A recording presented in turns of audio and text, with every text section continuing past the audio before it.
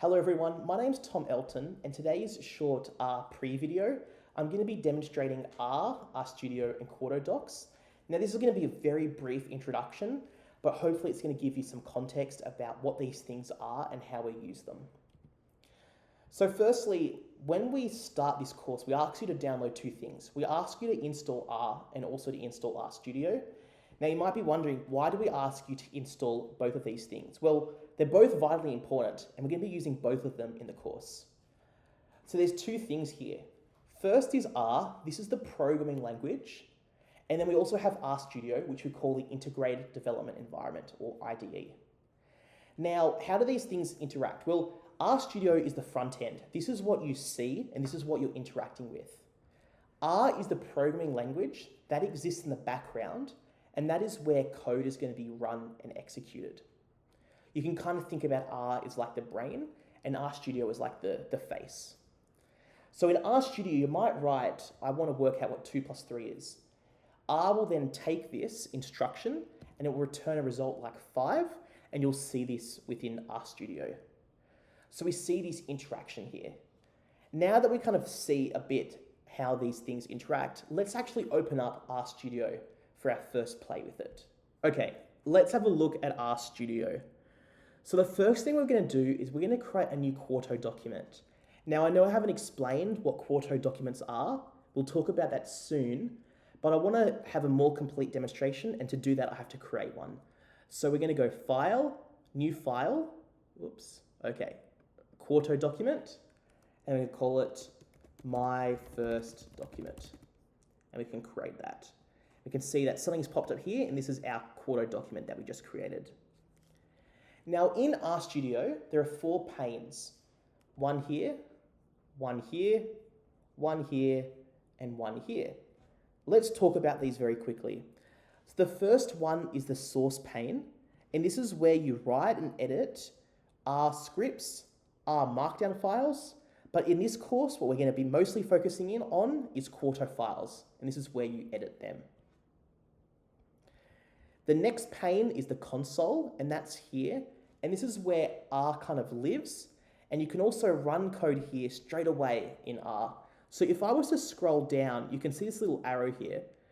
I can write R code here. So for example, let's do 2 plus 3. And if I press enter, it runs that straight away. So we can see here the result 5. Up in the top right corner, this is the environment pane. And this is where we're going to see variables that we declare. So for example, if down here I write hello equals 2 plus 3, we can see that the variable name hello appears, as well as the value stored within that variable. So 2 plus 3 is obviously 5.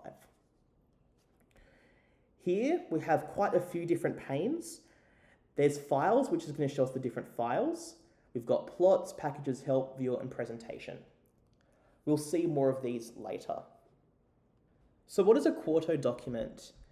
Now we're going to see more and more of the features in a Quarto document, but for now think of it as a way of being able to integrate written text, so normal words and paragraphs, with R code.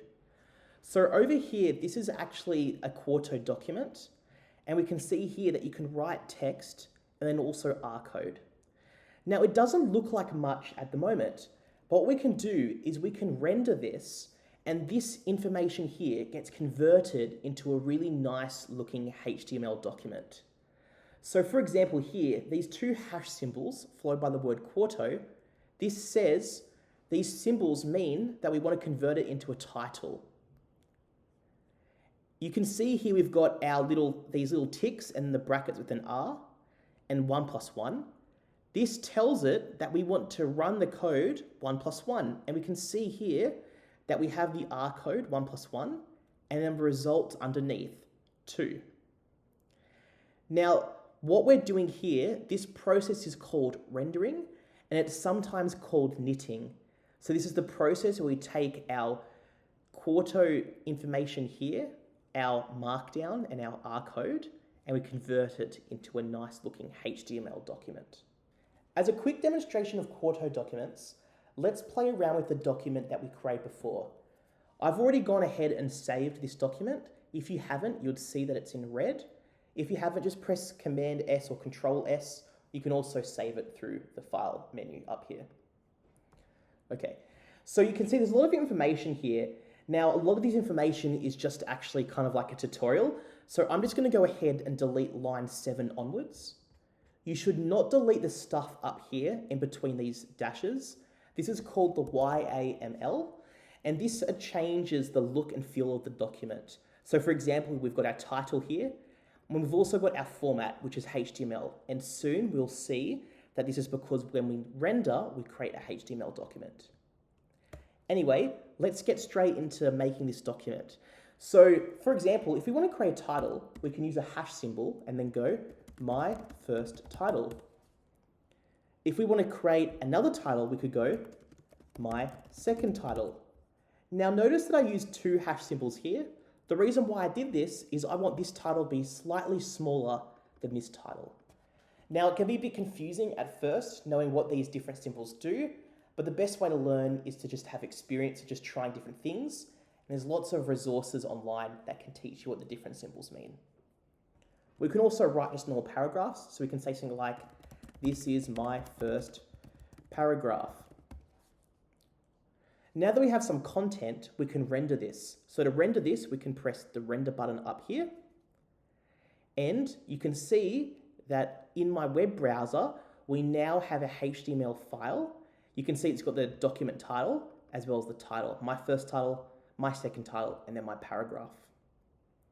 Okay, so far, we're just writing normal text. What if we want to actually write some code? Well, to do that, we need to create an R chunk. Now, to create an R chunk, we can go up here where it says +C, and then we can click on R because we're using R code. And you can see it's created this little gray box here with these 3 backticks, curly bracket with an R, and then 3 more backticks. So anything we write in this section is R code. So for example, I can go 1 + 2, okay? And now if I render this, we can see, if we go over here, that it now says 1 + 2, and we've got the result, 3. Now, it becomes a bit tedious if every time you want to see the result of your code, you have to press render. And the reason why this becomes tedious is later as we become more advanced in R, the code that we run is not going to run in a split second. It might take 10 or 20 seconds, and it's going to be annoying if you press render every time. So what we can actually do is we can actually press this play button here, and it will run the code straight away in the Quarto document here, and we can see the result. Notice the result is also down here in the console as well. Okay, so we can write as much code as we want. So we might want to create another code chunk, and maybe we want to create a scatter plot. So there's this data set called the iris data set. We can go plot iris sepal length, and we want to go another, so sepal width, okay? And if I run this code, we can see it runs it straight away, and it gives us our nice plot, okay? Once again, let's render and let's have a look at what this looks like. Okay, if we go over here, we can see now we've got our new code chunk. Now, I just told you this new function plot, and as we get into R, there's going to be lots of new functions that you're going to learn, and it can be sometimes confusing, like what do these functions mean? So for example, one of the ones that we'll use later is called pnorm, and I don't expect you to know what pnorm means, but there's a little way in R that you can easily work out what different functions do. So let's have a look at how we can do this. What we want to do is we want to go down to the console, which is down here, and to work out what a function does, we could put a question mark and then the function name, so pnorm. Again, this is a function we'll use later in the course.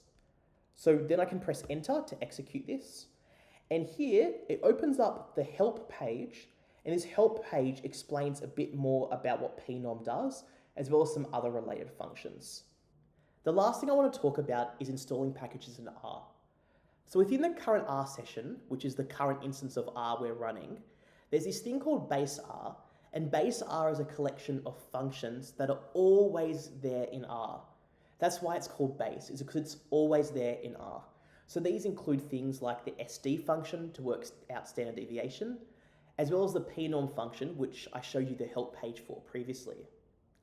Now, one of the great things about R is other people in the community, so other programmers, can write functions and packages that you can also use.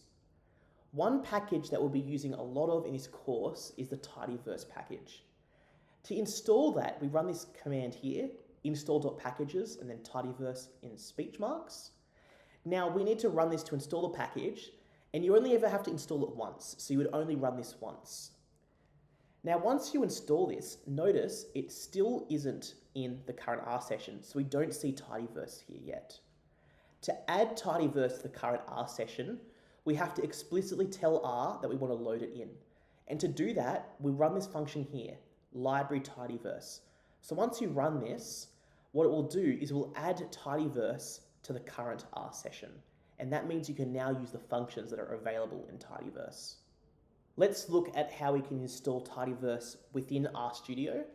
So what we want to do is we want to go down to the console, which is this part here, and we want to write install.packages, and you can see it automatically fills in for us. And then we want to write tidyverse. Okay, and we actually want to put that in quotation marks. Now for me, it's saying updating the loaded package. Okay, I'm going to just say yes, because I've already got it downloaded, so it's just trying to reinstall it. Okay, and I might actually just stop it now. You guys won't have this issue. This is just because I've already had it downloaded. Anyway, once you do install packages, you'll see some information coming, and it will say something along the lines of the downloaded binary packages are available somewhere. This is just the loading message to let you know that it's installed the package. Now that it's installed, we actually want to be able to use tidyverse. So the way that we do this is up here in our Quarto document, we're going to create a new R chunk, and I usually do this towards the top. So we go +C and then R. And remember, the whole point is we have installed the package, and we only ever have to do this once. So once you've done this, you'll never have to do this again. But now that it's installed, up here, we need to actually say we want to use tidyverse. And so what we do is we write library, and then we write tidyverse, okay? And then we press this play button, and that loads in tidyverse. You can see some messages here. That just means it was correctly loaded. Anyway, that's it for today's video. Thank you so much for watching. If you've got any questions, please feel free to reach out. Thank you.